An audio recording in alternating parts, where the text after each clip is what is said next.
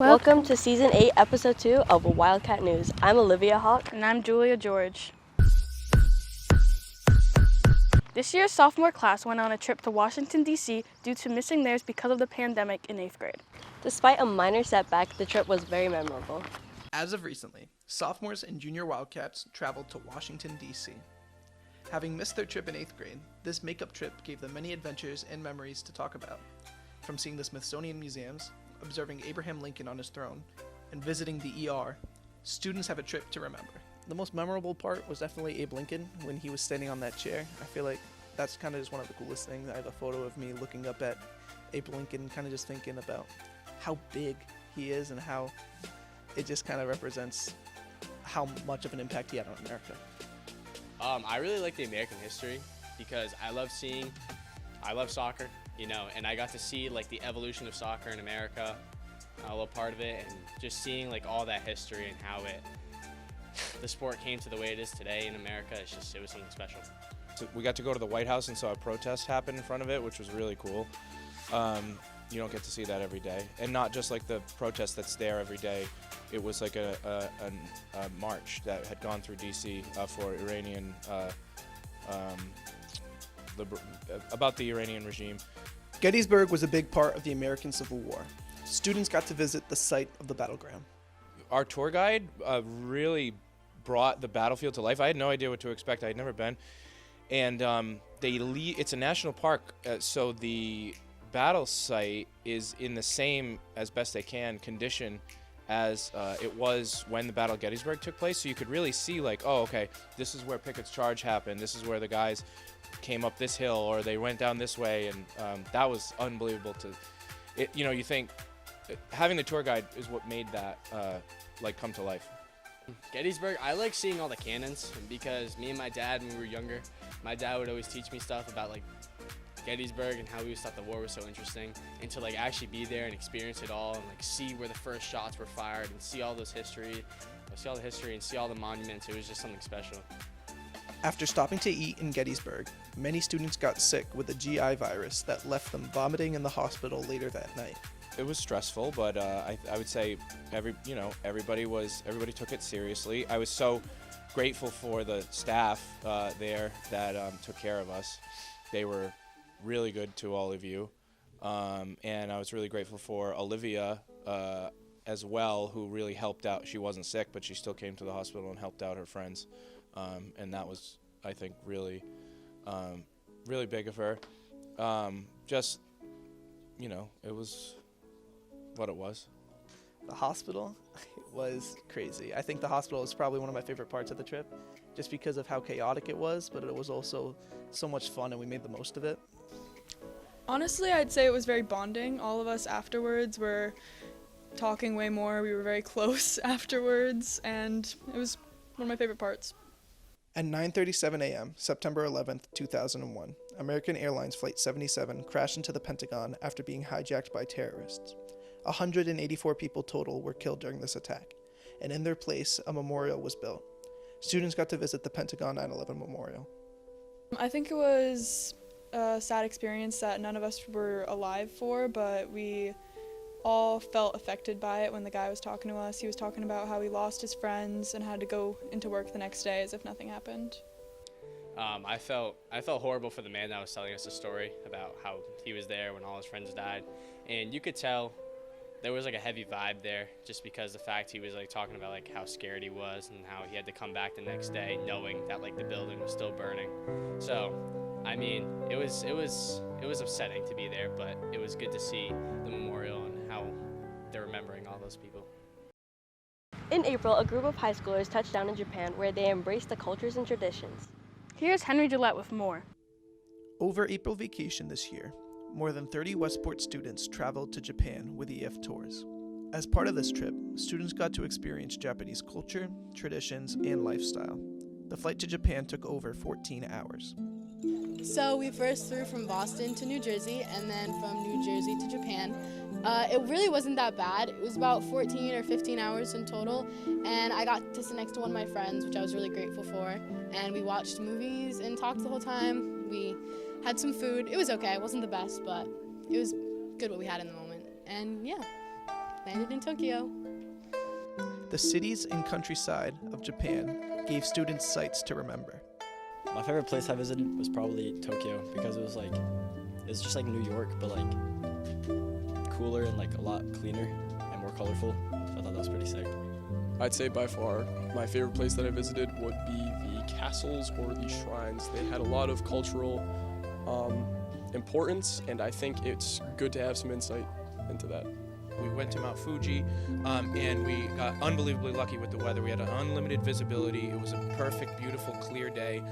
So my favorite place that we went to was a castle, and inside kind of showed each layer of the castle and each room, I guess you could say, for the royal family's needs. And we walked on mats with our shoes off, and it was kind of cool. A big part of Japanese culture is its food. Students got to experience various types of traditional Japanese food. I think my favorite thing was ramen noodles. I had shrimp tempura with one of them, and they just tasted really good. And I already love soup, so it was kind of similar to that, and I really liked it. My favorite thing I ate was candied strawberries on a stick. When traveling city to city across the country, students had many lasting memories. I'd say probably one of the better things I saw on the trip was one of our hotels. It was based in, I want to say, Kyoto, and it had Mount Fuji overlooking it along with a mountain range, and it was a very beautiful place with a nice little town. My favorite thing was probably the bamboo forest because I've never seen bamboo before. Probably Mount Fuji because, you see it everywhere, but when you see it in person, it's a cool experience. My favorite thing I saw, I think just in total of all the shrines and temples we saw and the architecture, how everything was built, and it was all just so beautifully modeled, and there was just greenery everywhere you went, and it was just really beautiful views no matter where you went. Westport High's inaugural season of hosting boys lacrosse was very popular among students and fans. This season was the first time girls were able to join a boys' team. This year, Westport decided to create their own lacrosse team.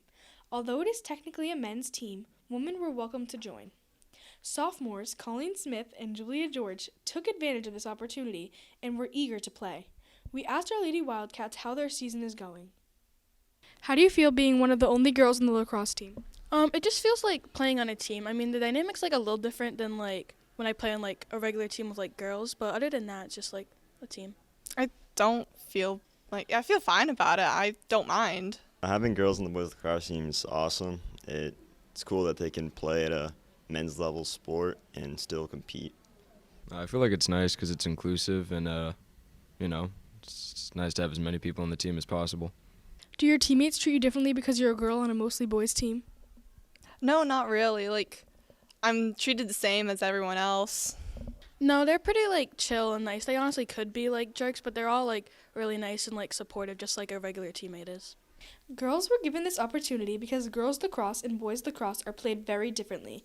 Although it is still the same sport, the all-male atmosphere is not the same as the all-girl atmosphere. I'm glad that they feel comfortable to play and that they feel confident enough to join a team that is mostly male. I've had female players on male lacrosse teams before, so it's not entirely new to me. My only hope is that they feel like they are enjoying the sport and want to continue to play. Although there's only two girls, everyone, very friendly to them. They're very nice and, they just kind of help the team just overall be better. I think the girls definitely contribute to our success because they give us an extra set of legs. They're always on the field. They're always willing to go in when someone needs to come out. Does your coach treat you differently than the boys on the team? If so, then how? It sounds terrible when you say it, but yes, but not in a bad way. It was more at the beginning of the season. It would be like when I would get hit and stuff, they would be like, Colleen, are you okay with that? Like, you're going to get hit like that. He would just do it to make sure, ask me every now and then, how am I?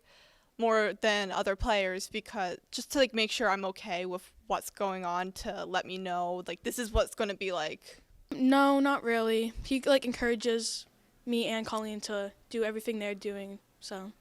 I would say I probably check in with them a little bit more about their physical well-being because it is a contact sport, but in terms of my expectations for them, I would say I don't believe I do. I expect both of them to step on the field. I don't excuse them from more physical drills or activities, and I expect them and regularly push them to partner not with just each other, but with other more experienced male members of the team so that they're used to playing on an even level. The high school is saying goodbye to their beloved 4-block schedule. They are instead going to be switching to a 6-period, 6-day rotating schedule. The faculty has recently decided on changing our well-known, comfortable 4-block schedule to a 6-block schedule. Many students and staff have voiced concerns. People don't really want to go back to the old schedule, and a lot of people just want to stay to the 1 hour and 30 minutes blocks. They're just a lot more convenient, and you have a lot more time in class. There are no benefits. It's not good. It's just like you get less credits for more classes. It's not good. I really don't think there are any benefits. I mean, because with a lot of kids planned out their year on the 4-block schedule, and now those plans are all ruined because of the 6 block. So I really don't think there's any anything better with the 6 block. Well, there's going to be certain classes that are able to actually get more participation. For me, music, right now, band is 5 kids? Kids who would oh yeah, I'd still do it if I had time. They don't actually have time for it in their schedule right now. On the other hand, I know you guys are concerned about, there are other classes you might feel like you won't have time for if it switches to a 6-block schedule. So it's tough weighing the pros and cons of it. Not only with the new schedule being unfamiliar with the students and faculty, the workload on students and teachers has been an overwhelming concern. I feel like what's nice about the 4-block is your classes will eventually switch. You're going to have these classes for the rest of the year, and I would get tired of it by the second half because I have to work too, and I have a life outside of school, so having all that work would just be extremely stressful. If they kept the same workload per day now, per class, but kept that consistent throughout the year, that would be a lot. That would be real stressful, and I can imagine that. And also, I don't think teachers want that. I don't think the teachers want to have to grade that much work or have to worry about planning out that much for the entire year. For many students, prom week is one of the most exciting weeks of the school year. A few days before the big night, administrators held a mock car crash where they show the consequences of bad decisions. It was very moving because everyone thinks they're so invincible at such a young age, and it's we think that this wouldn't happen to us, but it happens to everyday people, and it's really eye-opening, especially for someone like me who drives, and sometimes I think I'm invincible, but really no one really is, so we're all human. Before we end, we would like to congratulate Ms. Gardrula on her new role as vice principal. This will not interfere with her as a girls varsity basketball coach. Have a great summer.